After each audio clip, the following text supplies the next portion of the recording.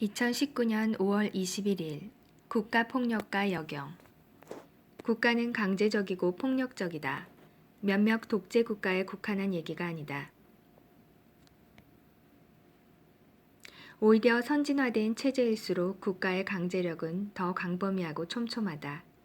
국가는 국민에게 원치 않는 세금을 징수하고 필요에 따라 자유를 제한하며 법을 어기면 신체를 감금하기도 한다.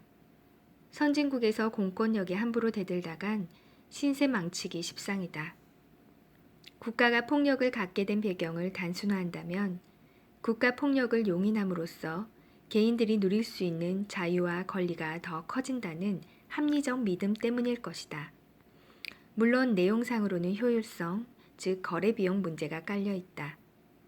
옆집 숟가락 쑥까지 훤히 알 만큼 유대관계가 강한 작은 부족 사회에선 개인 간 갈등과 분쟁을 조율하는 게 어렵지 않다. 하지만 대규모의 낯선 다수가 모여 사는 공동체에서는 개개인이 자신을 보호하기 위해 지불해야 하는 비용의 합이 억압적 중재자에 의한 사회 질서 유지 비용보다 훨씬 크다. 그 억압적 중재자가 국가라는 형태로 발전했다는 건 기초 교육만 받아도 이해할 수 있는 얘기다. 국가 폭력의 전형은 경찰 같은 공권력이다. 그런데 한국에서는 경찰이 일상적으로 얻어맞는 동네북에 가깝다. 지난주에도 경찰을 폭행한 주치 난동꾼을 제대로 제압하지 못한 속칭 대림동 여경 문제가 불거졌다. 여경 무용론부터 공영방송 조작론에 이르기까지 인터넷 세상이 떠들썩하다. 경찰이 공개한 동영상을 보면 여경도 분명히 애를 쓴 건 맞지만 난동꾼을 제압하기엔 역부족임을 여실히 드러냈다.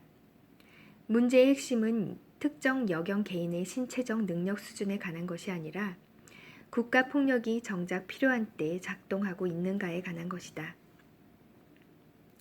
경찰 선발에서 여경 비중이 2015년 12%에서 올해 25% 이상 폭발적으로 치솟아온 현실을 감안한다면 앞으로 무슨 일이 벌어질지 알 수 없다.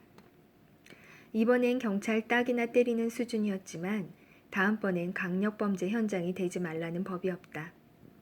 그럴 때 여경은 지원 병력이 올 때까지 발만 구르거나 주변 시민에게 대신 나서달라고 요구할 수는 없다.